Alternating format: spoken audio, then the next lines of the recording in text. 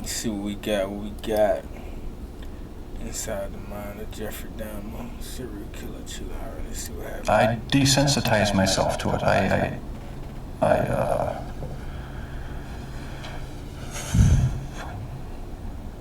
don't know, I went to great lengths. He is pure evil, but you'd never know it by looking at him. But when you hear him, that's another story. His killing field was Milwaukee, and he got away with murder for more than a decade. But how could any of this happen? For the first time ever, Nancy Glass is here, inside the world of Jeffrey Dahmer. Bill, when I sat down opposite Jeffrey Dahmer for this interview, I wondered what he would tell me, how hard it would be to get him to discuss his horrific crimes. What I found was that he was very forthcoming. He volunteered details that may be difficult to hear. I began by asking what he wanted from the men he picked up. I had these obsessive desires and thoughts wanting to control them, to, I don't know how to put it, possess them permanently. And that's why you killed them? Right, right. Not because I was angry with them, not because I hated them, but because I wanted to keep them with me. Oh, that's just And jailhouse as my obsession grew, I was about to say, boy, got a whole dicky suit on. I was saving body parts such as skulls and skeletons. Jeffrey Dahmer is recalling his monstrous past. Almost 2 years ago, in this little apartment in Milwaukee, police discovered the grisly remnants of one of the most horrible crime sprees in American history. Jeffrey Dahmer, an unassuming chocolate factory worker, would eventually confess that he had seduced, murdered, and dismembered 17 young men. He even ate some of his victims' body parts. Damn, 17 is a lot. He instantly became the center of worldwide media attention, a serial killer unmasked. There were protests and press conferences in Milwaukee as people tried to understand how this could have happened in their midst. How did Jeffrey Dahmer get away with murder after murder for 13 years? How did a boy born into a hard-working, middle-class family turn into the worst kind of monster imaginable? In this exclusive interview, we put those questions to Jeffrey Dahmer himself.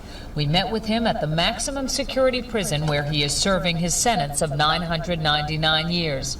For the first time, he talks about his crimes and gives us a chilling look inside the mind of a serial killer.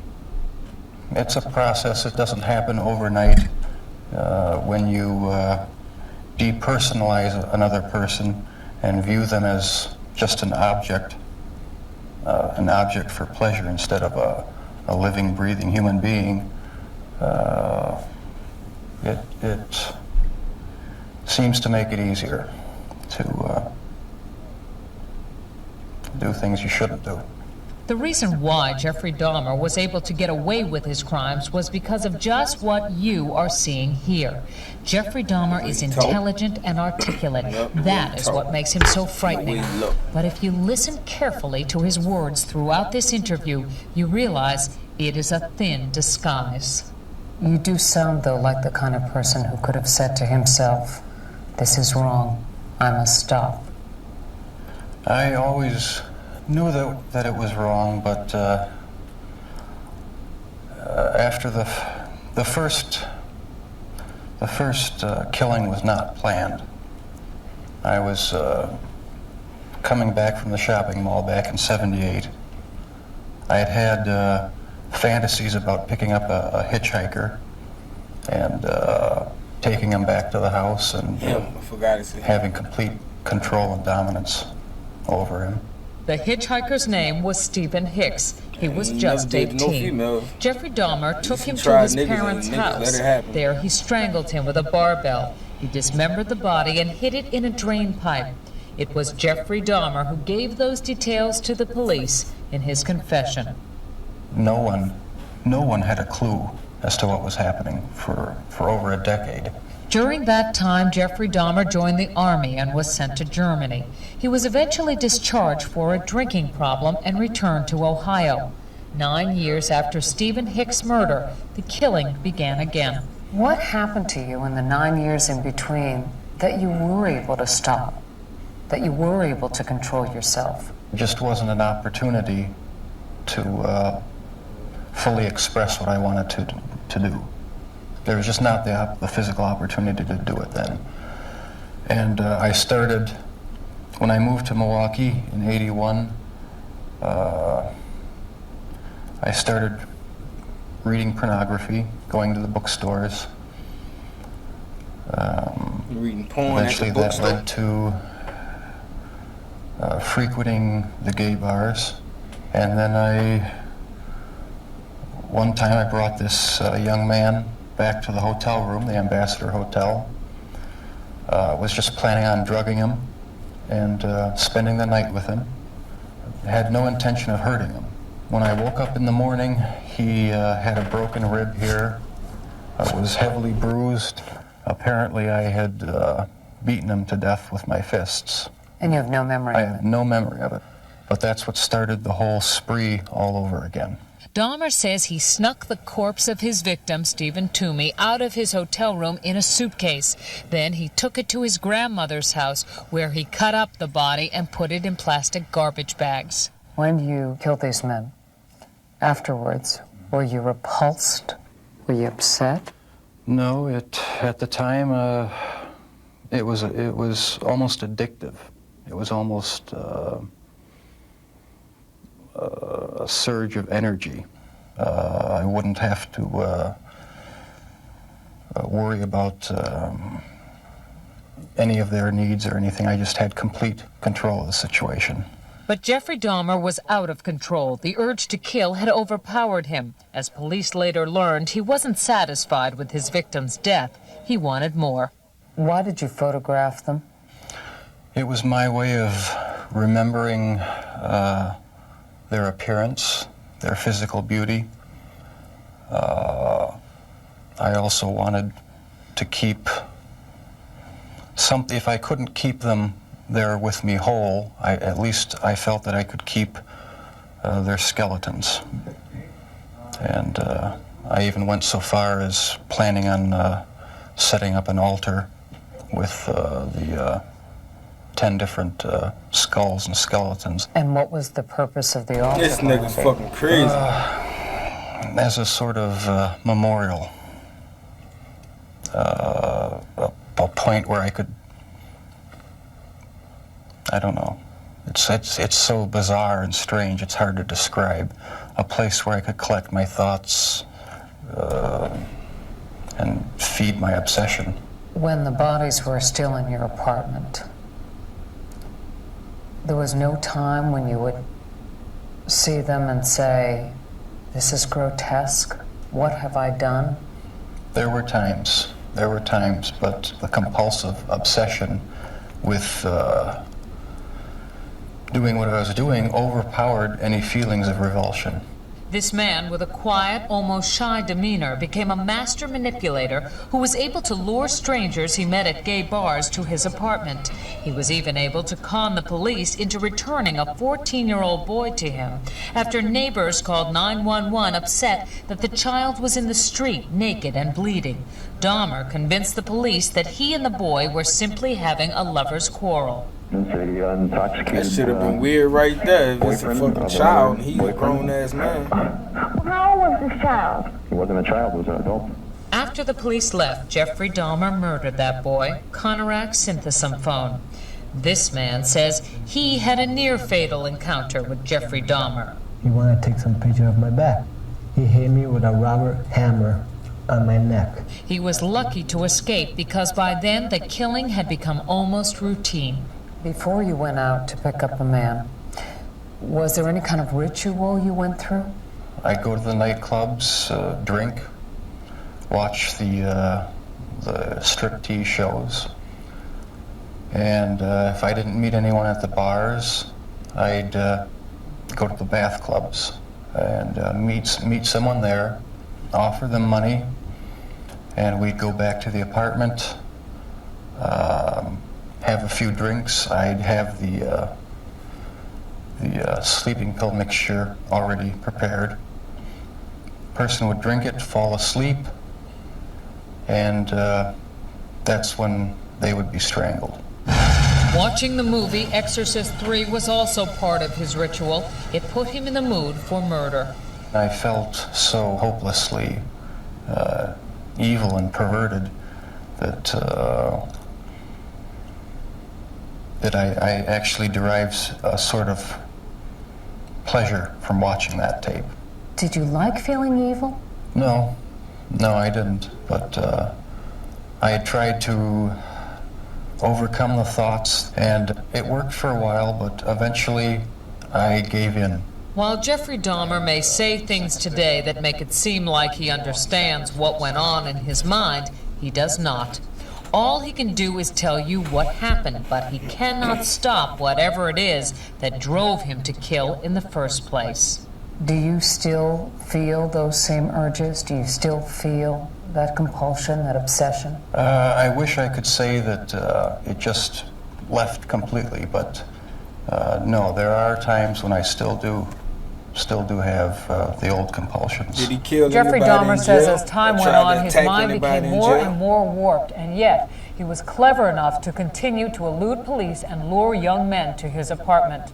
We should warn you, the details are very graphic. I started having these obsessive thoughts when I was about 15 and 16, and they got worse and worse. What were your fantasies about? They were sexual fantasies of control, power, complete dominance. They became reality. Was there pleasure in that fantasy? There was excitement, fear, pleasure, all mixed together. Jeffrey Dahmer fulfilled his fantasies by murdering and dismembering 17 young men. In time, his desires became more extreme, his deeds more grotesque.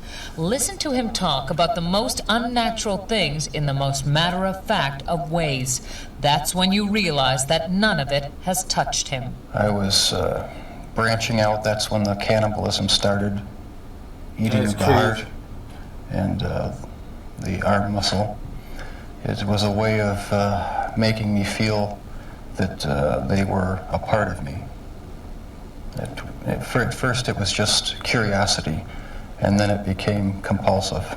Then I tried to keep the person alive by inducing a zombie-like state. By injecting first dilute acid solution into their brain or hot water, and it never did completely work. Could someone like you be stopped? Could you be helped? No, I was... I mean, he got stopped. I was dead set on going with this compulsion. It was the only thing that gave me any satisfaction. He became so warped by his evil impulses that he even took a victim's head with him to work at the Ambrosia Chocolate Factory. I kept the mummified head and skull of one of the victims in a carrying case in my locker at work. Were you almost flaunting it? Yes, but that's how strong the compulsion was. That's how bizarre the desire was. I wanted to keep something of the person with me. Jeffrey Dahmer exhibited some disturbing behavior early on. He began drinking heavily as a teenager, dropped out of college, was arrested for indecent exposure, disorderly conduct, and fondling a 13-year-old boy. Tragically, one of his murder victims would be that boy's brother. Do you know what started it? Was there any kind of incident that you can remember? To this day, I don't know what started it. You got And both brothers. the person to blame is sitting right across from you. That's the only person. Not parents, not society, not pornography. I mean, those are just excuses. His macabre 13-year crime spree finally ended when this man, Tracy Edwards, brought the police to the infamous apartment. Like the others, he had gone there with the promise of money. He was listening to my heart, because at a point he told me he was going to eat my heart at that point. I hit him, and I ran. What was the turning point for you that made you suddenly realize that you had done something terribly wrong, something you should be sorry for? It was the night of the arrest. I have no memory of what happened during the 6 hours before the last victim ran out of the apartment. I heard a knock on the door, and the police were there with the last victim. They asked me where the key was to the handcuffs. My mind was in a haze. I sort of pointed to the bedroom, and that's where they found the pictures. And they yelled, "Cuff him." I was handcuffed, and it was just the realization that there was no point in trying to hide my actions anymore. The best route was to help the police identify all the victims and just make a complete confession. When it was revealed that most of the victims were black or homosexual, people in Milwaukee were incensed. Many felt that was why he went after them and why the police didn't seem to care when their families reported them missing. 10 of your 17 victims were black. 10 Were they racially motivated It was crimes? not racially motivated. It was not sexual preference. It was just to find an obsession with the best-looking young man I could find. While you just heard him say that his sexual preference had nothing to do with the killings, No. he has not come to terms with his homosexuality. Never understood it. There was no use trying to fight it because I couldn't rid myself of it. It was too powerful and persistent. Do you dislike it? Yes, it's caused a lot of problems for me. A lot of conflicts and unanswered questions. The conflicts remain with him, and so do his compulsions. But in prison, he finally cannot act on his savage desires. If you were out on the street now, would you still be committing the crimes? Probably. Hell If this yeah. hadn't happened, there's no doubt I probably would be. He honest. I can't think of Very honest. anything that would have stopped me. Man, that's crazy. That nigga was honest as a motherfucker. He was like, hell yeah, I'll still be doing this shit. Damn, so a nigga got caught it with 17 of them. Imagine if he would have never got caught. That nigga shit would be endless. He would have been a broke world records of how many people he would have killed. That's crazy. Like, comment, subscribe, man. We gonna go to the next one. That was Don't do different. it for the bar, just do it I don't for know the what bar, movie watch just that do one it is. for the Yeah. bar, do it.